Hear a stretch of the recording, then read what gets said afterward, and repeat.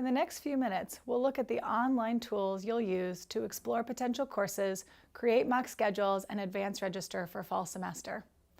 Penn has a two-part registration process made up of advanced registration and the course selection period. During advanced registration in the summer, you'll request courses using Penn in Touch, the online student information system. Your pre-major advisor will help you with your choice of courses. At the close of advanced registration, the system calculates all requests and creates a schedule for you. About 2 weeks later, during the course selection period, you'll be able to review your schedule and make changes. The college website links to a variety of resources for selecting courses. Build your writing skills by taking a writing seminar, or explore a subject you've always been curious about by browsing the freshman seminars.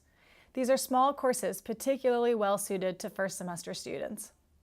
Many students continue their language study or take a math course. You might also want to look at entry courses to potential majors. Once you have a list of possible courses, use your Penn key to log into Penn in Touch and choose Course Search from the menu. There are several ways to find courses. Anthropology 001 is on our list, so we'll enter the course code and number and find courses. You'll notice that this is a multi-part course. It has a lecture and options for a recitation. Science courses often have a lecture and a lab. You need to register for all parts of a multi-part course, and you'll need to be careful that all parts are related to the same course. The safest way to make sure they match is to click on the course number of the lecture and select from this screen. You'll also see important information here, such as the course description and whether it fulfills a college requirement. We'll add the lecture to the cart and one of the recitations. We'll also add a second recitation as an alternate, just in case the first is full or there's a conflict with something else we want. We recommend that you plan to have an alternate to all of your courses, particularly the smaller ones. Let's go back to look for more ways to search for courses. You can search by an instructor's name or a word in the description. Here's a Spanish course at the right proficiency level, and we'll add that to the cart plus an alternate. Show More Search Criteria opens options like day, time, or course level. You can also search by courses that fulfill a particular college requirement. Program allows you to search by freshman-friendly courses and by writing or freshman seminars. Here's the Cinema Studies seminar we were interested in, and an alternate.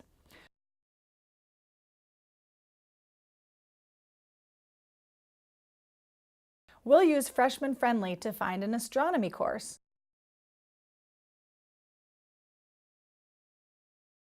And an alternate. Now that we've got a good selection of courses, we'll start creating a mock schedule. To add a course, check the box next to the course and Update Schedule.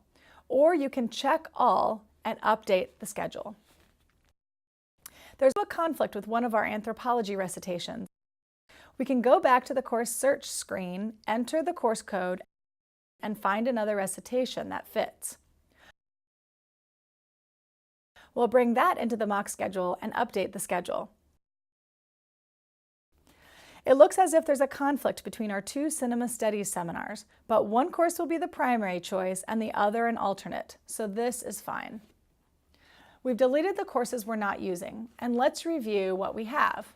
There's the multi-part anthropology course with the lecture and a recitation, plus an alternate to the recitation. A freshman-friendly astronomy course and an alternate, the Cinema Studies freshman seminar and an alternate, and the two Spanish courses.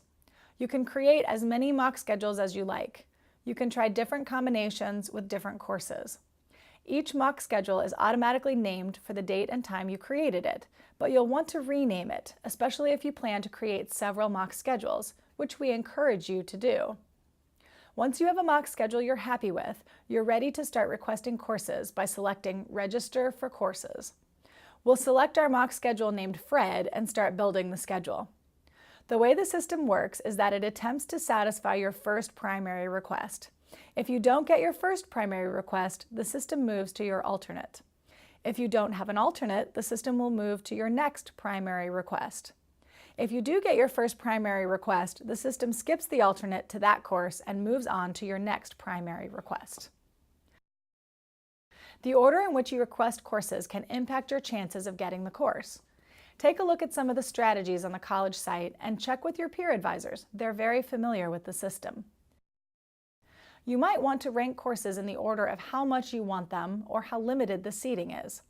Our Cinema Studies course is a small freshman seminar with limited seating, so we're going to request that one first, followed by an alternate Cinema Studies course.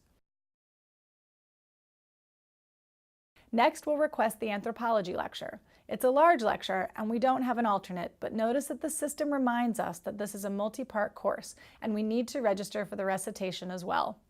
Here's our recitation and an alternate to the recitation. We'll complete the schedule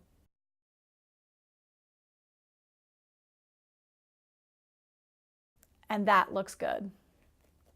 During advanced registration, you can leave the system at any time and come back to make changes.